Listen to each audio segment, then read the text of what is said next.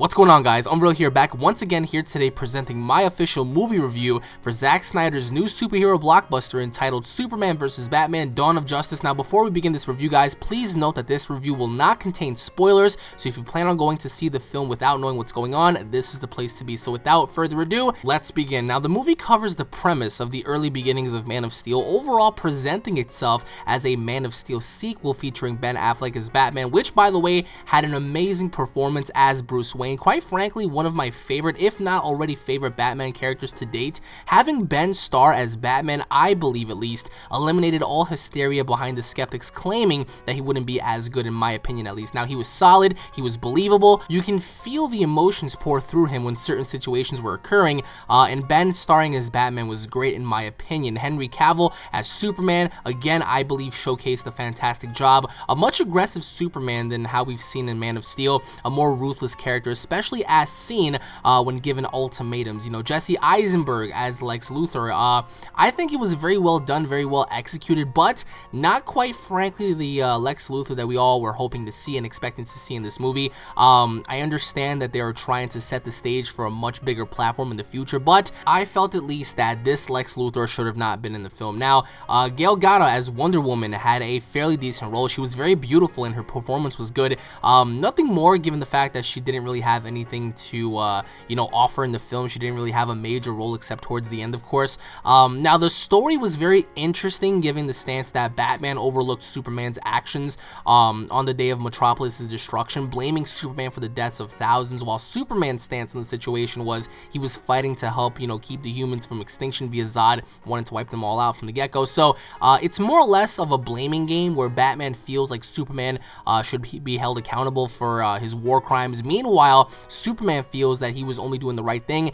and doesn't have to owe anybody anything for that. Now, the storytelling was a bit slow during the first half of the film, but it needed to build the tension between both Bruce Wayne and Clark Kent, Superman and Batman, only because it leads to like their epic battle later on. Now, certain scenes I believe shouldn't have been included within the movie in the first place, only because I think that they didn't make any sense. But overall, in my opinion, I felt as if Batman vs. Superman was a very good film from a standpoint where one character is blaming the other for the usage of their powers to destroy innocent lives, while the other stands on the fact that he's using them to protect the planet that he loves. Now, was the movie flawless? Absolutely not. The movie presented many flaws that someone deemed disrespectful in the eyes of comic book fans due to the pacing issues and the convoluted plotline. Now, in the end, if Dawn of Justice was DC's answers to Marvel's The Avengers, then they clearly missed their mark, but only by a few slight margins. It wasn't the absolute worst superhero movie to ever debut, but it certainly wasn't the best. It indeed, as the title says,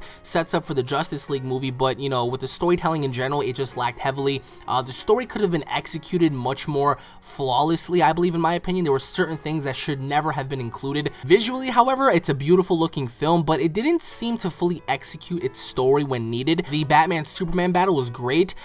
They did what needed to be done, and like for the most part, certain people will be happy with the outcome, while others would highly disagree. A very unexpected ending, which is a clear indication of the Justice League setup.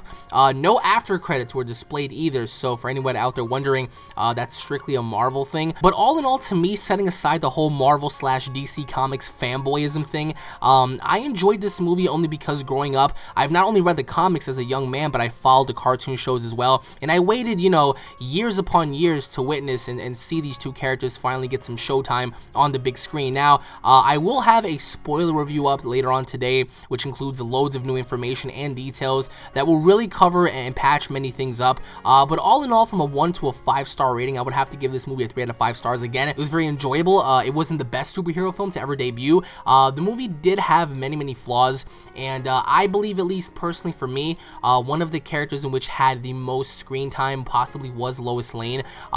She had a lot of things to where, she needed to get done. She needed to report on certain things. She needed to find information on certain things. But I think what saved this movie was Ben Affleck and Batman, because if you pay attention to what's going on, it really executes the role very well, because we actually have an understanding as to why Superman and Batman cannot get along, and it sets itself up very nicely for a very good battle. The whole plot line with Doomsday, in my opinion, and yes, that's not really a spoiler because he was showcased in the trailer, so Doomsday was in the film, and that, I believe, was the biggest con throughout throughout the entire film, because I just felt as if Doomsday should have been kept as far away from this film as possible, saved for a later role. But of course he was featured in the film, and to me that was the biggest con because of his execution, because of his role, because of what he did, and the amount of screen time and airtime he had. Overall, again, you have to really pay attention to details. There were certain things that had no correlation to the comics whatsoever, while other sequences and other scenes had certain, references that were really cool. We all know that this movie takes place after the Suicide Squad movie, in which case there were references to that as well, going back to the Joker and stuff, so that was really fun. All in all, again, you can't really compare this movie to any of the Marvel films, because the way Marvel is setting things up is quite different than how we saw in this movie, of course, and there were other superheroes that will remain nameless that were mentioned, and again, the movie just feels rushed. I think that's the only flaw about it, is the fact that they're trying to cram in about 5 to 6 hours of, this possible movie down to a 2.5-hour film, and I think that kind of took away, because there were lots of vignettes that were shown throughout the entire film, vignettes of Batman, vignettes of Superman, vignettes of like many things, and lots of foreshadowing, which is really cool, especially like with the ending, knowing that what's coming in the future films. I just think that this movie could have been done very well.